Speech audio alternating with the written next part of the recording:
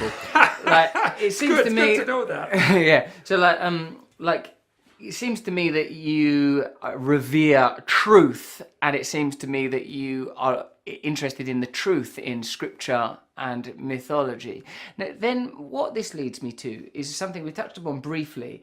It's about the role of power and the function of morality and ethics and indeed simpler ideas, well, terms, if not ideas, such as compassion and goodness. So when, like, you know, it's interesting to me that you've written sort of an accessible sort of self-help type book that's, you know, clean your room, stand up straight, stick your shoulders back, stuff that, you know, like I would not query. The only thing that I feel like I would like to ask you about, because I don't know if I even have a constituency, but the people I find, you know, I find myself talking a lot to Muslim people, young women, self-harming, eating disorders, these kind of, you know, you're a clinical psychologist, so I imagine you have more access to that kind of information and those kind of experiences than I do. I have this sort of strong feeling that I am supposed to make myself available for the vulnerable, for the powerless and for the voiceless. So That's a fine idea. This is the one. The question is, how do you do it? How do we do it? It's hard to do it. Huge bloody question. Sometimes they don't want me interfering in their Well, lives. there is that. Majority of the time. Right. There are. certainly is that. Well, there's a maxim that's often applied by people who work in old age homes, which is never do anything for the residents that they can do themselves. They Right? can't steal their own money and have sex with their sleeping body. I'm a comedian. Very funny. I don't know why I say things like that. It's paid off over the long run. Yeah. No. Right. Exactly. So isn't it like? So it's hard. Like the thing about compassion is it's not sufficient to produce solutions. Compassion is an unbelievably useful emotion if you're dealing with 6-month-old infants. What about? Because they're always right. Jeez, they're an arsehole. No, but like you know, like, but what I want That's to. not very compassionate. You said it doesn't work. No, but what about? What I want to say is, like, I know you're saying all this thing about sort of one of the essential themes, ideas about the Christ myth being, you know, sort of burn away all that cannot be reborn. But bloody hell, mate, in the actual language, all he bangs on about is kindness, kindness, love, love, kindness, kindness, love, love. Not in Revelation. Not in Revelation. He's a judge in Revelation. What? And you're still taking that as what books beyond the Gospels? You're still taking as the word of Christ. Well, I'm taking them as part of the entire corpus of the story. I mean, the reason that Jung thought Revelation was appended to the Bible was because the Christ in the Gospels was erred too much, in a sense, on the side of mercy and not enough on the side of judgment. Because here's discernment why. is important. There's a technical reason, though. It's like, we don't want a judgmental Jesus. well, you don't have a choice. Because if you have an ideal, it's a judge. Like, you have an ideal, and there might be an ideal that you have of you. It's simultaneously your judge because you fall short of it. I understand this because, funny enough, I was talking to the fellow that taught me meditation yesterday, Bob Roth. So he's a student of the Maharishi, you know that. He said that when Maharishi was asked, what is the one principle, he didn't say kindness or compassion or anything like that. He said discernment. Right. And discernment, you know, which path are we going to follow? That's Where is the right. attention going? Yeah. But that's judgment. That's why in Revelation, Christ divides the damned from the saved, and most are damned. It's discernment. And what that means in some sense is that there's 100,000 ways to do things wrong and only one way to do them right, or maybe only 5 ways of doing them right. But you know that in your own life, is that there's an infinite number of snares that you can tangle yourself up in. And to find that pathway where everything is balanced, that requires continual discernment and attention. And so you can't have an ideal without it being a judge. And you can't live properly without discernment. But that doesn't mean compassion, and compassion isn't relevant. It doesn't mean that at all.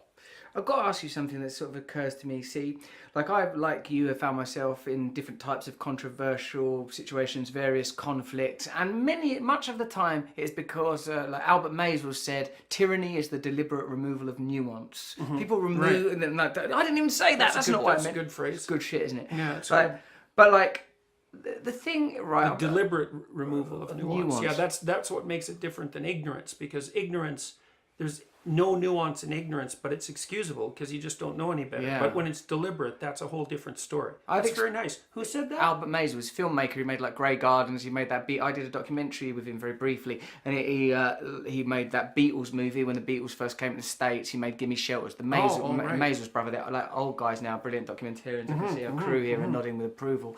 He invented much of the fly-in-the-wall verite style that's informed subsequent documentary. Tyranny is the deliberate removal of nuance. I worked with him sort of briefly, filming none other than President Donald Trump of all people. But like one of the things that I wanted to talk about was if I like, this is the thing, I don't like all of the, I agree, or I feel, I don't know what you feel, that you know, that one of the neoliberalism abandoned its allegiance, and leftist politics has in a sense abandoned the working class, and I can understand their rage. But the feeling I personally have is if I sense that I'd said things, and I've done this, so I know, that have offended women, which when I was a single person, I was promiscuous, and I know that that caused me conflagration and conflict, or when I've done things like, in the spirit of humour that have had like a kickback, I've always felt bad if I feel like I've offended people that I would regard, or culturally are regarded as vulnerable. Yeah. So like around when we make the conversation about the use of language, tyranny and oppression in free speech, well, obviously I agree with you, but I do take from the gospel version of Christ the idea that kindness, love, we can't, we have to continue to find resources for ongoing, and we'll continue to fail, but we must continue to be loving. So my question is if you have found yourself in a position where I kind of think some people are using you to sort of say, fuck you women, or fuck you transgender people. And for me, I think I would want to sort of go, oh, that's not my bag. Where do you stand on that? Well, Gordon? I think that, first of all, we'll go to the most fundamental part of the question, which is this issue about love. And like, one of the things I've thought about a fair bit is the meaning of the Sermon on the Mount. And as far as I can tell, it's basically two-part wisdom. The first is that you should aim at the highest good that you can imagine. And that would be a good that includes everyone, right? So if I wanted what was good for you, say, if I genuinely wanted it, I'd want it in a way that was good for you now and good in the long run, and good for you and your family and your community, and maybe good for me too. You could conceive of that as the desire. And I think that's a good definition of love, is that you actually want the best possible outcome. And in the Gospels, of course, that's extended even to your enemies. Yes. Right? Is that, okay, if we're going to have things good, let's have it good enough for even the people that set themselves up against me. Because if the world was running properly, things would be good for them too. And that would be better. And it seems to me that that's a very good way of looking at things. It's a difficult way of looking at things. And then the second part of the Sermon on the Mount is something like, having established that as your aim, which is no easy thing, by the way, right? Because you have to be pretty clear-headed and single-minded to actually want that to be your aim.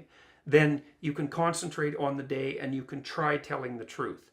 And you can ally, so there's truth and love that are allied together. Truth, love, and attention, it's something like that are all allied together.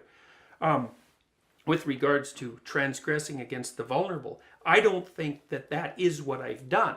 I think that people have claimed that, but I don't think there's any evidence for it. I mean, first of all, I know absolutely that I have brought perhaps thousands of people, maybe tens of thousands of people, but certainly thousands of people away from identification with the right, because they write me all the time and tell me that. I've received about 30,000 letters, specifically from people who've been watching my YouTube videos since August.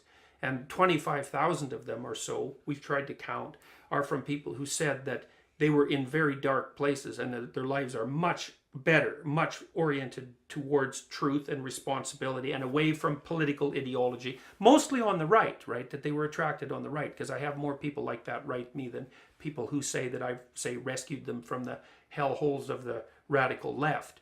I think that's more of a historical accident in some wise than anything else. But also with the transgender issue, more specifically, I've received now at least 40 letters from transgender people.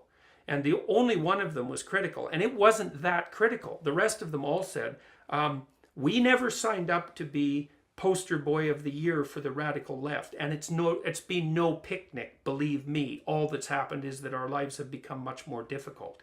And I believe that. And I don't see that. I think one of the mistakes that the radical left makes, and this is part and parcel of their flirtation with identity politics, is that they fall all over themselves to believe that if a person identifies as a minority, then they immediately have the right to speak for all the people who are in that minority. And that's a claim that I reject completely. I mean, first of all, there is no transgender community. It's not a community, because a community is constantly interacting and networking and has a shared purpose and all that. Transgender people are just as diverse as any other people. It's like saying, well, there's no real black community. There's not homogenous political viewpoints across the black population. I suppose so. I agree to a point that these taxonomies are necessarily externally imposed, because how would they be intrinsically experienced? I understand that. But also, it seems to me that there is a thing called the experience of being an African American, and you can put into that high prison populations for young males, lack of educational